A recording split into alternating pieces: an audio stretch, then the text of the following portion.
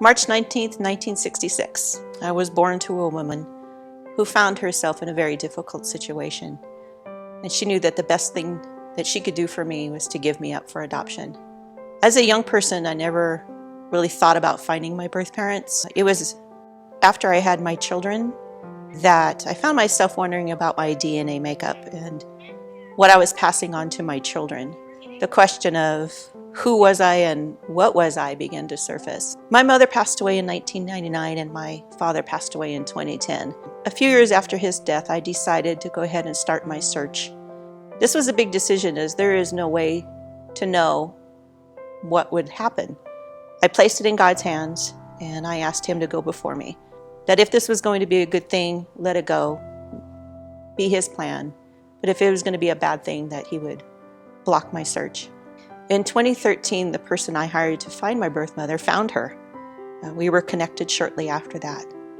For all those years, her mother's heart was wondering if she did the right thing, and God allowed me to assure her that she did. She now has peace about the decision she made. She knows I'm happy, she knows I'm healthy, and that was a great source of healing for her. I admire her act of selflessness, and I admire any woman out there who has had to make that really tough decision. We remain close to this day. We've shared some baseball games together.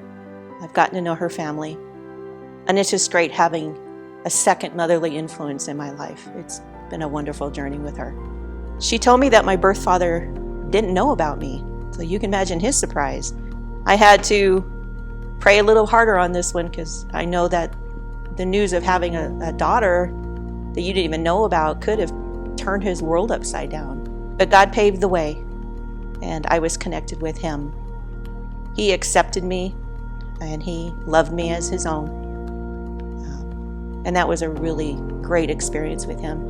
Unfortunately, he passed away this March from health complications. But before he passed away, I was able to pray over him and to share Jesus with him. How cool is that?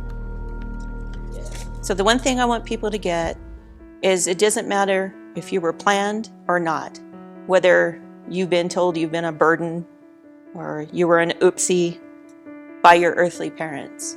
Your godly Father has a plan for you. He has set you apart. He already knew you before you were formed, and he knows your name. That's all that matters. So just enjoy the journey. Like I did. Like I am.